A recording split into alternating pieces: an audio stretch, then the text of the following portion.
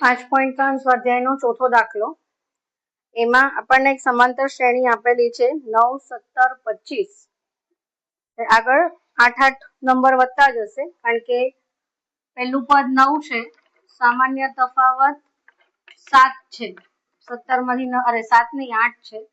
17 માંથી 9 જાય તો 8, 25 માંથી 17 જાય તો 8 વગેરે. બરાબર. આનો આપણને એમ પૂછ્યું છે કે કેટલા પદોનો સરવાળો 636 થાય. સરવાળો આપેલો છે, મતલબ SN આપેલું છે, કેટલા પદોનો સરવાળો 636 થાય. છેલ્લું પદ નથી આપેલું એટલે તમે A+L વાળું સૂત્ર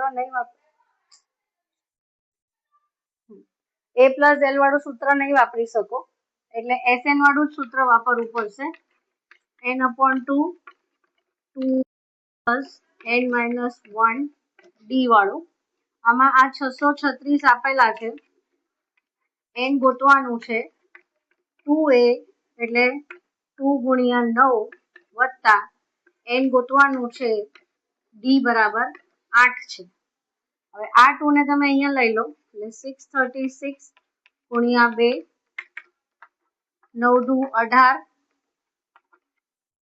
પ્લસ 8N માઇનસ 8 આવી રીતે 8 ગુણ્યા N 8N minus plus minus minus 8 ગુણ્યા 8 બરાબર 8 ગુણ્યા 1 8.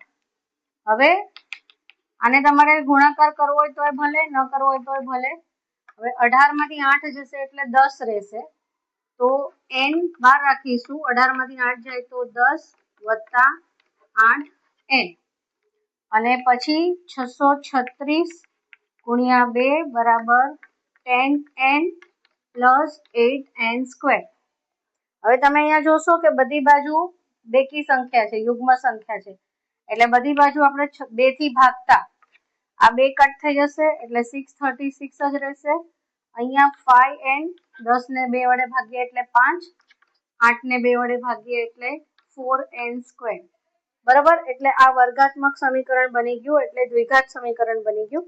હવે આ દ્વિઘાત સમીકરણ આપણે છોડવું પડશે. એની પહેલા હું બધું રબ કરી લઉં.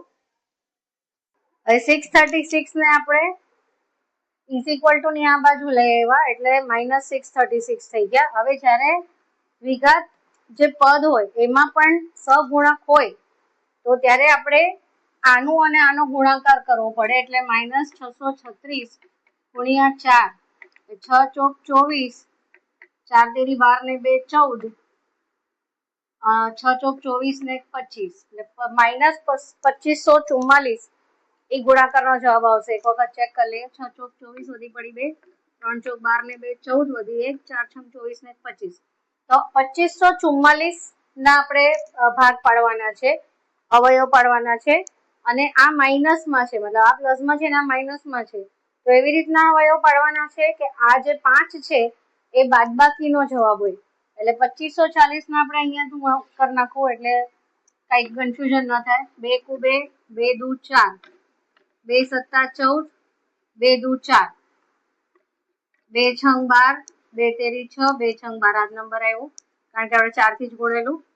2 તેરી 6, 2 કુ 2, 1 બચ્યો, 2 અઠ્ઠા 16. બરાબર.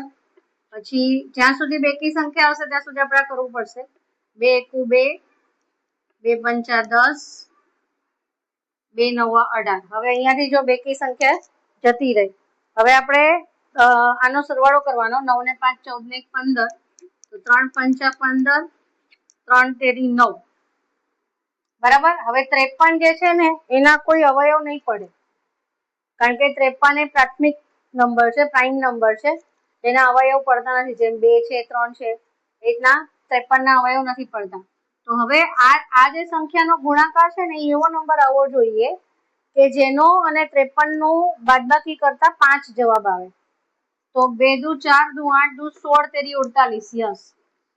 તો 48 અને 53 એ બે ના અવયવ પડશે આ 2544 ના. હવે 48 માઇનસમાં લેવાનું કે 53 માઇનસમાં લેવાનું એ નક્કી કરવા માટે આપણે આની સાઈન જોવાની. આ નંબર પ્લસમાં છે એટલે આમાંથી જે મોટો નંબર હોય એ પ્લસમાં લેવાનો. બરાબર. તો 4N સ્ક્વેર, તો તો 48 નાનો છે એટલે -48n plus 53n minus 636 is equal to 0. આ વસ્તુમાં તમને કઈ પણ ન સમજ પડે તો મને પૂછજો પ્લીઝ. હવે આમાં જો 4 અને 48 માં 4 કોમન છે, 4n એટલે બ્રેકેટમાં n માઇનસ 12, 12 ચોક 48, બરાબર, પ્લસ 53, તો 53 નું તો આપણને ખબર જ છે n માઇનસ 48, કારણ કે સોરી 48 નહીં 12 આવશે.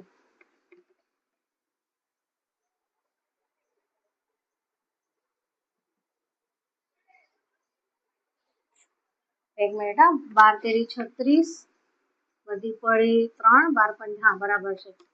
મેં કીધું કઈક ગડબડ નથી થઈ ને, ચેક કરી લેજો એકવાર.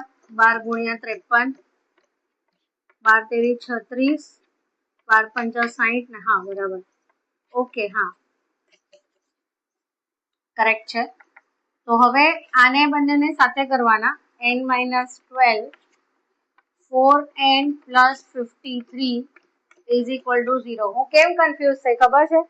કારણ કે મેં અહીંયા 636 ને 53 થી ભાગ્યું, પણ મગજમાં આ ચાલતું હતું કે 53 અને 48 નો ગુણાકાર કર્યો હતો અહીંયા આગળ, તો અહીંયા ખાલી 12 કેમ આવે, અહીંયા 48 આવવું જોઈએ. પછી સ્ટ્રાઇક થઈ કે આનો અને આનો ગુણાકાર કરીને 2544 થાય.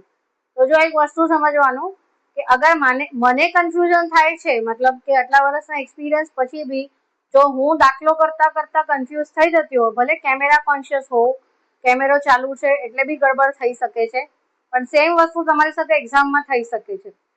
એટલે એક વખત ક્રોસ ચેક કરી લેવાનું. જેમ મેં અહીંયા ગુણાકાર કરીને જોઈ લીધું કે મારો જવાબ સાચો છે કે નહીં, એમ તમારે પણ એક વખત ચેક કરી લેવાનું, એમાં કોઈ પ્રોબ્લેમ નથી. ભલે 2 મિનિટ લાગે પણ ચેક કરી લેવાનો, બરાબર. એટલે મારી ભૂલથી બી તમને શીખવા મળશે.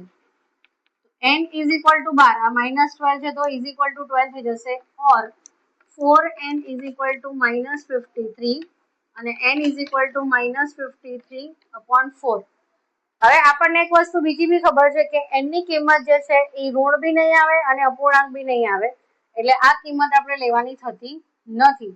તો આપણા માટે n નો જવાબ છે 12, કે 12 સંખ્યાઓનો સરવાળો 636 થશે. 12 પદોનો સરવાળો એટલે જે સમાંતર શ્રેણીના પદો છે એમાં 12 પદોનો સરવાળો 636 થશે. આ થયો તમારો ચોથો દાખલો. અને આ 8 મિનિટ, પોણા 8 મિનિટ જેટલો વિડીયો છે, એટલે હું એક જ સિંગલ વિડીયો બનાવું છું.